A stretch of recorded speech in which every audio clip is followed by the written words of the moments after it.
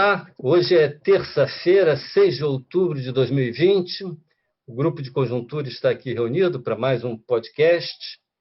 Eu vou começar aqui fazendo referência. O panorama nacional está pegando fogo, mas eu vou começar fazendo referência ao relatório recente da OECD, que atualizou as projeções, né, e as visões também deles em relação ao tradicional relatório de junho que eles soltaram, né, já no meio do ano. Então, nesse relatório atual, as projeções melhoraram, mas melhorar não quer dizer que ficaram boas. Na verdade, para a maior parte das economias, a recuperação ainda é aquela recuperação, usando a famosa sopa de letrinhas, né? A recuperação em U, ou seja, para a maior parte das economias, no final do ano que vem, de 2021, ainda não se estaria, no máximo se estaria chegando ao nível de produto, de PIB, pré-pandemia, na melhor das hipóteses. Uma exceção, evidentemente, é a China, que essa sim teve uma recuperação em V. A China teve uma queda do PIB de cerca de 10% no primeiro trimestre, um pouquinho, e depois uma recuperação de todo o terreno perdido, um crescimento um pouquinho superior a 10% no segundo trimestre, de forma que a China é um caso excepcional. A Coreia não chega a isso, mas também talvez tenha uma recuperação em V. O resto é esse U, essa recuperação lenta, alguns muito piores do que outros, como a Índia, por exemplo, que teve uma queda do PIB de 25% no segundo trimestre, né? Reino Unido, quase 20%, etc. E a Europa, em geral, mal. O Brasil está aí mais ou menos no meio do caminho e, na verdade, a nossa recuperação recente até que, dado todo esse quadro, não está tão mal assim. Só para citar uma informação que saiu na semana passada, a indústria brasileira já está com um nível de produção igual ao pré-pandemia, o que é ótimo, né? Houve uma recuperação muito forte no caso da indústria. Porém, o setor de serviços, que é o setor mais atingido, porque o consumo de serviços exige, em grande parte dele, aglomerações, então ele continua parcialmente fechado e continuará. Então, esse setor está indo bem mais devagar, vai recuperar bem mais lentamente e, infelizmente, este é um setor mais empregador. Então, temos aí um problema de emprego, né? Estava olhando os dados da PNAD Covid, essa PNAD semanal que vai acompanhando o emprego, e a gente vê ali que os dados de emprego hoje estão em níveis muito baixos, eles foram caindo até cerca de 8 semanas atrás. Nas últimas 6 semanas, elas recuperaram bem. Houve um crescimento de 1,5 milhão de empregos, segundo a PNAD Covid, o que não é pouco em 6 semanas. Mas, se for nesse ritmo, até o final do ano, são mais 3 milhões. Como é um período que o emprego tende a estar mais alto, né? Tende a haver mais contratação pelo fim de ano, pode ser que sejam bem mais de 3 milhões. Ainda assim, a gente chegaria ao final do ano com, digamos, na melhor das hipóteses, com 86 milhões de pessoas ocupadas, 87, ainda bastante longe dos níveis do ano passado. Quer dizer, nós estamos indo bem, mas bem dadas as circunstâncias. Ou seja, ainda faltaria um caminho razoável até restabelecer completamente, digamos assim, um nível de emprego normal, satisfatório.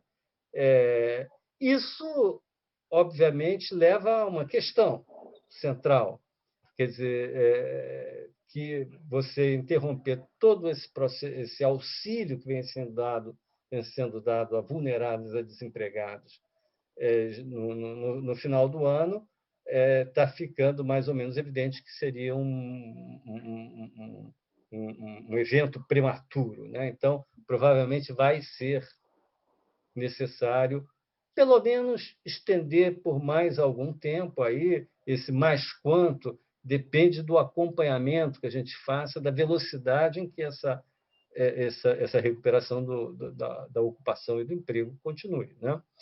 Então, mas alguma coisa vai ter que ter. Se junta a isso a famosa questão, o debate que vem tomando conta né, do país, que é o debate sobre agora chamada renda cidadã.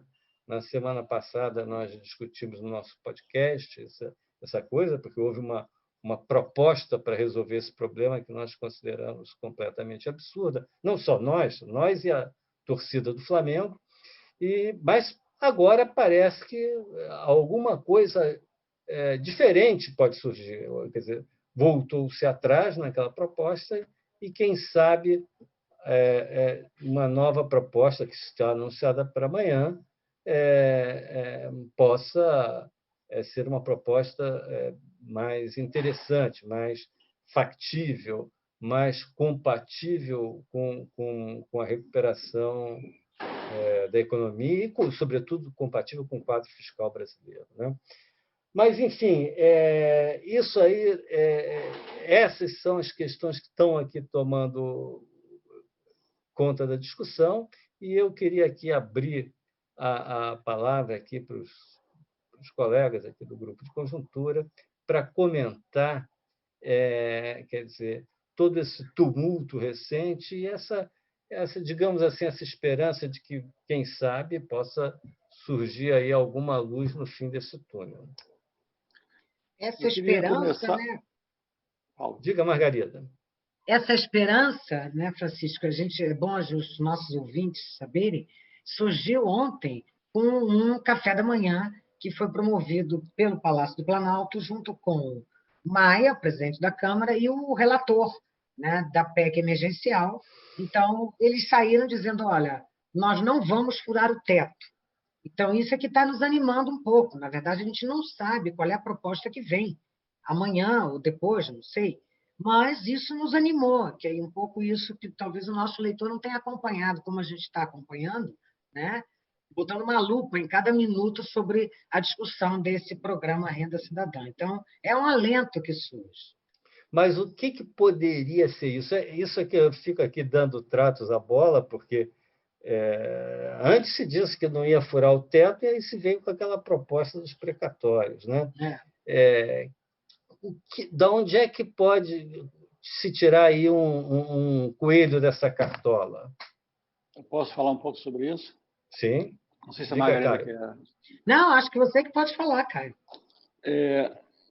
Eu acho que o problema todo, que de fato o que houve ontem, depois de uma semana muito tumultuada que a gente teve semana passada, né, o que houve foi sinais de alguma coordenação política do governo retomar a ideia de tentar fazer o renda cidadã dentro do teto, que contribuiu para amainar um pouco, melhorar na margem o comportamento muito negativo dos ativos financeiros, de modo geral, na semana passada. O problema é que, então, nós estamos agora aguardando o que vai sair dessa coisa, né? Como o cenário era muito negativo, agora a gente está um pouco menos pessimista, porque pelo menos há uma sinalização de uma tentativa de algo mais razoável para o renda cidadã, que não signifique uma mudança que seria muito mal recebida, como a gente tem todos os sinais, no regime fiscal. A dificuldade aí, um primeiro ponto que eu queria chamar a atenção, é que, se a gente for pensar bem, para caber no teto do gasto, o renda cidadã, as 4 principais alternativas, isso envolve, em primeiro lugar, corte de gasto. Não adianta nada aumentar a arrecadação para esse fim, porque para respeitar o teto tem que cortar outros gastos para caber esse novo gasto, que é o renda cidadã. As alternativas mais viáveis, que são um pouco até meio consensuais entre os especialistas do assunto, que são a fusão dos programas sociais, dos quais o principal é o abono, para daí fundir esses programas com o atual Bolsa Família e criar um mega programa de transferência de renda. A vantagem de ser muito mais focado do que é atualmente o abono, tal, são programas que têm muito desperdício de dinheiro, na verdade. Então, a ideia de focar. Uma segunda ideia é a PEC dos gatilhos, e aí a redução de gastos viria de uma redução de jornada e salário de funcionários públicos. É uma segunda possibilidade, estou elencando as possibilidades do ponto de vista lógico. A terceira é a ideia da desindexação do orçamento, que eu acho que não vai estar, porque o próprio relator já tinha dito semana passada que não ia incluir no seu relatório lá para o orçamento a possibilidade de desindexação, mas do ponto de vista das possibilidades, seria uma possibilidade forte. O Bolsonaro foi para ela que o Bolsonaro deu aquele famoso cartão vermelho, mas a gente está pensando numa desindexação não para os mais pobres, mas seria, por exemplo, incluiria, por exemplo, certamente aposentadorias, o INSS e tal, mas nas camadas de renda bem mais elevadas, não nos mais pobres. Esse seria um terceiro caminho. E um quarto caminho, uma reforma administrativa que contemple os atuais funcionários e não só os futuros. Essas são as possibilidades lógicas. Não tem muito mais como tirar coelho dessa cartola e surgir com uma novidade desconcertante. Para cortar gastos são essas possibilidades. Então, a gente tem que ver o que será factível disso. O Bolsonaro, até agora, tem vetado todas elas, mas eu imagino, depois da reunião de ontem, para sair um clima mais otimista da reunião que teve, e depois do jantar com Rodrigo Maia, com Paulo Guedes, e os ministros e outras pessoas importantes do governo e tal, imagino que esteja delineando um programa onde, de algum modo, essas 4 alternativas que eu coloquei vão aparecer, pelo menos uma ou duas delas, porque senão não existe como, na verdade, fazer esse programa. Deixa eu aproveitar para colocar. Eu vou voltar aqui ao relatório lá da OECD, mas para trazer à baila aqui uma questão bem brasileira, que é o seguinte: uma das coisas que eles propõem nesta segunda fase, eu estou chamando de segunda fase porque a gente já saiu da fase do lockdown, no mundo inteiro a gente está na fase de flexibilização, né? Então, uma das alternativas que eles propõem para reforçar o crescimento é uma ampliação do investimento público, baseado em quê? No seguinte argumento, de que as taxas de juros nos países, nas economias avançadas, estão próximas a zero, quando não abaixo de zero em alguns países, né? Em alguns casos, para bônus de 10 anos, por exemplo. Então, você financiar um investimento público hoje, porque o investimento privado ainda está um pouco retraído por conta do clima de incerteza. Um investimento público em infraestrutura ou em economia verde, etc., você pode fazer isso com uma taxa de juros de zero, né? Então, o custo de oportunidade é muito favorável ao investimento público neste momento. Trazendo para o Brasil, nós nos defrontamos com um problema. A princípio, a gente poderia pensar, bom, mas a taxa Selic aqui também não é tão baixa, mas é 2%, baixíssima. No entanto, quando a gente olha as taxas relevantes para o investimento de longo prazo, que é esse que a OECD está recomendando, a coisa não é bem assim, né? Pelo menos nós vamos... Só dar um adendo, uma informação empírica. Mesmo com a melhora do clima, a ligeira melhora que houve ontem, hoje, por conta de uma expectativa de quem sabe o governo vai retomar a ideia do renda cidadã dentro do teto, os juros de 10 anos fecharam ontem em 8,2, já menores um pouco no final da semana passada. 8,2 os juros de 10 anos. É esse juro que a gente está comparando com os Estados Unidos, onde esse juro está em 0,7 de 10 anos. Então, as receitas para países com juros de 10 anos baixíssimos, que são várias, as economias avançadas estão com juros muito baixos para 10 anos, quase zero. Então, por aí, pegando esse gancho do Francisco, a gente vê que a nossa situação é completamente diferente. Pois é, nessa questão digamos assim, do financiamento de curtíssimo prazo, e até recentemente, uma boa parte da dívida pública estava em Selic, até recentemente, né?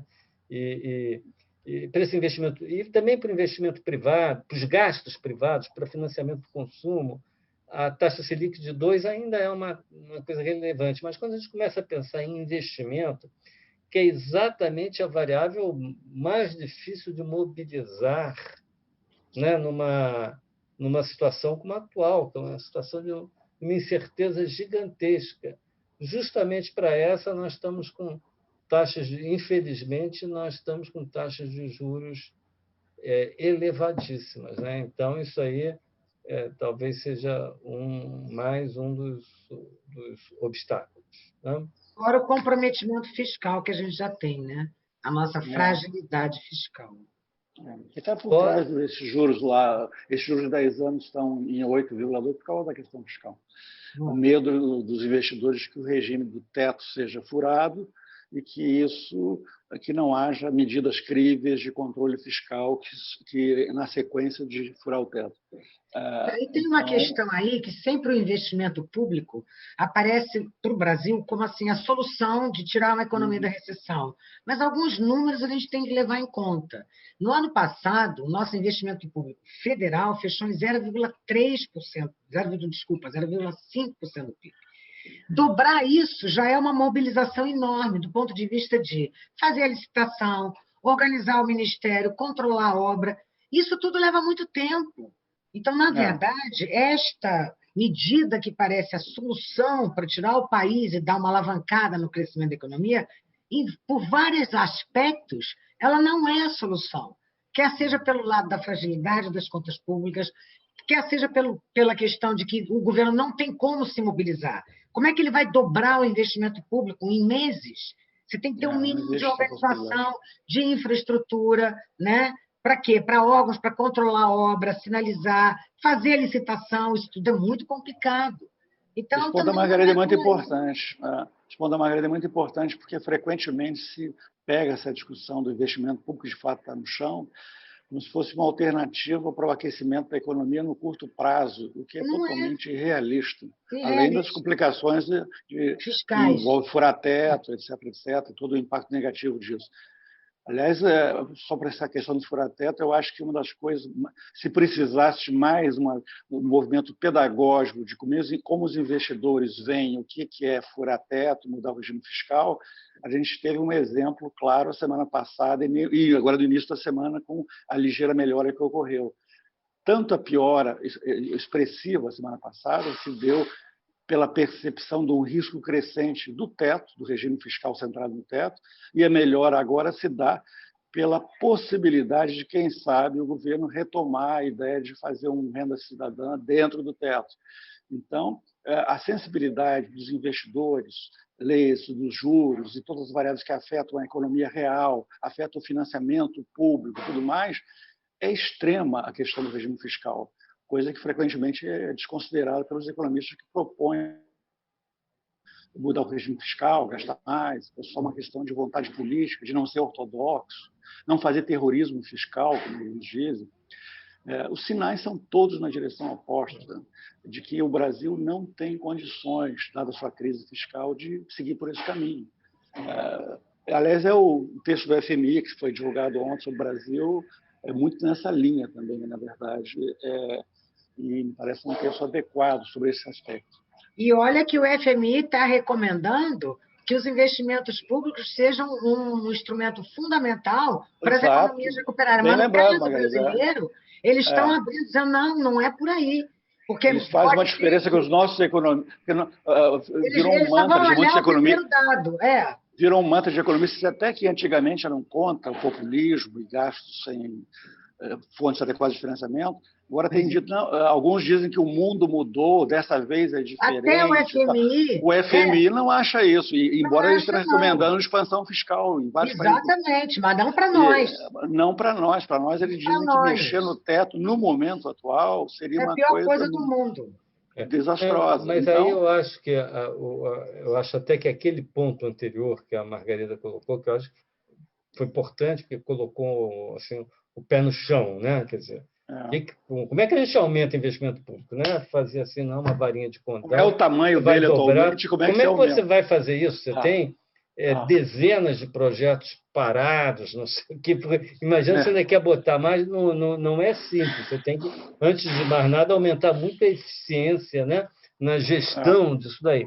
Mas, de todo modo, que eu estava, de qualquer maneira, os investimentos de natureza pública, digamos assim, aqueles investimentos em infraestrutura, etc., todos esses, que são muito importantes, o Brasil está atrasadíssimo nisso, esses investimentos todos têm esse problema de uma taxa de juros de longo prazo muito elevada, Exato. que encarecem sobremaneira esse tipo de investimento. Então, dar esse passo adicional, não basta reduzir a Selic para 2%, foi um ganho espetacular, com inflação baixa, etc. Mas ter uma taxa de longo prazo baixa também é um passo adicional que ainda falta a gente E isso conseguir dar. não existirá, Francisco, sem uma redução grande da incerteza fiscal. Não será possível isso.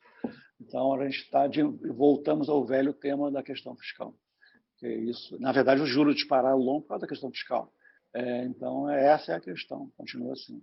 Lixa, quais são as suas expectativas, você que andou calado esse podcast todo, em relação a esse quadro que a gente está vivendo aqui, a luz no fim do túnel, na sua opinião? Isso. Então, eu acho que em termos de investimento público, que já foi colocado, não temos espaço fiscal para isso, com juros de 10 anos acima de 8%, o custo de oportunidade também está muito elevado, a diferença dos países desenvolvidos. Então, resta voltar ao tema que o Caio, Francisco Eduardo, Margarida tocaram inicialmente. Como se resolve a questão do renda cidadã? Tá? Novamente, como a gente colocou na semana passada, renda cidadã, se for criado, é um programa permanente, o que significa que as reduções dos gastos têm que ser permanentes. O Caio levantou 4 possibilidades lógicas de redução de gastos, mas nenhuma das 4 se espera que sejam permanentes. Tá? Então, duas seriam. A fusão do programa e a reforma administrativa, sim. As outras medidas, desindexação, redução de jornada, seriam tipicamente transitórias. Mas das 4, 2 são permanentes, estruturais, e 2 transitórias. No caso da fusão dos programas sociais, o Bolsonaro já vetou com aquela famosa frase de que não vai financiar os pobres, os paupérrimos com a renda dos pobres. Não? Então, a fusão dos programas sociais, que pode ser a melhor estratégia, como a gente já destacou várias vezes aqui, não parece ser permanente por razões basicamente políticas, de escolha política do presidente da República. Tá? Nesse sentido, você poderia reduzir, por exemplo, o abono salarial de uma parte do pessoal mais rico que recebe, não? Do pessoal com renda maior dentro do abono salarial, mas a impressão, e aí é uma opinião pessoal, é que dificilmente o presidente da República tornaria isso permanente. Tá? Porque uma das alternativas é não acabar com o abono salarial, sim, mas reduzir o abono salarial não para os que ganham até 2 salários mínimos, mas só os que ganham até 1 salário mínimo. O que pode ser difícil de que o presidente da República considere isso como permanente. Tá? Um pouco o que eu quero argumentar, que seria um pouco mas é claro que é uma especulação, e fazer esse tipo de especulação, sabendo que amanhã tem uma decisão que pode me desmentir, e, em consequência, tem um risco elevado de a gente parecer mais otimista, pode ser que a alternativa mais provável é que, em lugar de criar um programa permanente, se volte com uma solução transitória. Então, tem uma expansão, ou seja, anunciada no curto prazo, enquanto se continua discutindo as questões mais permanentes, porque as questões permanentes não têm tido solução. Então, você pode estender, de alguma forma, o auxílio emergencial, ou esse financiamento para as famílias necessitadas, por alguns meses no ano que vem, e aí você teria que ver o marco jurídico, institucional, se seria seria feito a partir de uma PEC que permitiria furar temporariamente o teto do gasto ou não, porque o ponto que tanto Francisco Eduardo quanto o Caio destacaram é que não dá para suspender o auxílio emergencial em dezembro, não levar ele para zero, porque os efeitos da pandemia vão ser sentidos não por causa do Francisco Eduardo falou sobre o efeito que está acontecendo no emprego, basicamente no setor serviços, isso não vai ser resolvido no final deste ano. Em consequência, nós vamos precisar, e isso todos nós apoiamos, um auxílio para o início do ano que vem. Como a gente não tem soluções permanentes, ou pelo menos por enquanto não tem se encontrado, a menos que amanhã exista uma surpresa enorme, tá? E se coloque essas 4 possibilidades lógicas que o Caio colocou e seja aprovado pelo Poder Executivo, tá? E aí a gente consiga ter uma solução permanente. Não me parece esse o cenário mais provável. O cenário mais provável é que a gente tenha uma espécie de prorrogação desse estado de emergência, de alguma forma. Aí tem que ver, o que já falei, a justificativa jurídica, como que isso vai ser colocado. Tá? Só que eu gostaria também de discutir outro tema. Além desse problema do teto do gasto e do renda cidadã, existe um outro problema que está associado ao problema do emprego, que Francisco Eduardo colocou, e que está muito ligado à desoneração da folha de pagamento das empresas. Tá? Ter uma desoneração, ou seja, reduzir o custo do trabalho para as empresas. Isso é fundamental do ponto de vista estrutural. Não? Deveria ser uma das reformas estruturais. O Ministério da Economia, com Paulo Guedes, tem sinalizado isso várias vezes, não tem tido nenhum efeito prático, por enquanto, mas existe também a desoneração da folha de pagamento para 17 setores, que acaba em dezembro, tá? Que deve envolver por volta de 10 bilhões de reais. Esse outro debate que está sendo colocado é um debate diferente do debate do renda cidadã, porque não afeta os gastos, afeta mais o lado da receita do governo, mas que também precisa de ser tratado por causa dos efeitos da pandemia. Tá? Está tendo também um debate sobre se você prorroga essa desoneração, de onde que você teria a contrapartida pelo lado da receita. Não? Então, esse é outro tema que não tinha sido colocado, que poderia ser colocado. Porque, digamos, pandemia cria 2 problemas, não? Ou seja, por um lado, tem a renda das famílias, o emprego delas, e, por outro lado, tem a situação das empresas. Pois é, então, complementando ao que o Lixa acabou de colocar, essa questão da desoneração da folha, porque tem 2 discussões aí, a desoneração da folha de pagamentos num marco maior, que o custo de contratar no Brasil é enorme. Então, recentemente, a CNI soltou um documento dizendo que a nossa folha de pagamento tinha assim, encargos que colocavam ela num valor muitíssimo mais alto do que qualquer outra economia do mundo. Essa é uma discussão, que é a discussão do Guedes. Mas existe essa outra questão que o Lixa acabou de colocar, que é a desoneração da folha de pagamentos, que é, na verdade, uma lei que foi lá em 2015, ela foi instituída como lei, que uma série de setores pararam de pagar contribuição patronal para o INSS, 20% sobre a folha salarial, e passaram a pagar um imposto que incidiria numa alíquota de 2,5% a 4,5% sobre o faturamento, aí depende do setor. E, no final deste ano, esta lei será totalmente extinta, ou seja, ainda tem 17 setores beneficiados por essa medida, e, segundo a lei, né, no final desse ano, essa medida, esse benefício seria extinto. Agora, isso obriga, pela lei, a que o Tesouro Nacional cubra a renúncia previdenciária do INSS. Então, isso é um aumento de gasto, sim, do Tesouro Nacional para o INSS. E que, nesse momento da discussão do teto do gasto, né, tem que botar na balança. Você vai privilegiar a empresa com este benefício, que hoje só está restrito a 17 setores. Os outros setores da economia já não têm mais esse benefício, mas 17 deu-se mais tempo para eles se adaptarem. Né? Então, dá o benefício para 17 setores ou para 40 milhões de pessoas que não vão ter como sobreviver num contexto de um mercado. Muito bem. A Margarida... gente... Opa, é que você tinha congelado, Margarida.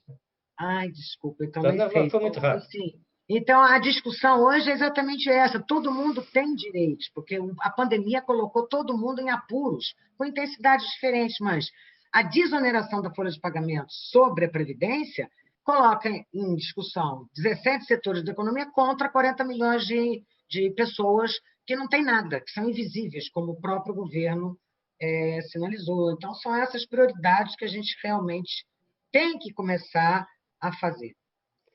Bom, vamos ficar por aqui, por essa semana, com a respiração suspensa, aguardando os acontecimentos de amanhã, o que vai nos ser revelado amanhã, ou não, como diria o nosso senador pernambucano,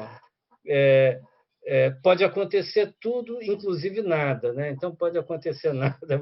Aguardaremos o desenrolar dos acontecimentos e, na terça-feira que vem, estaremos aqui mais uma vez para um podcast do Grupo de Conjuntura. Até lá!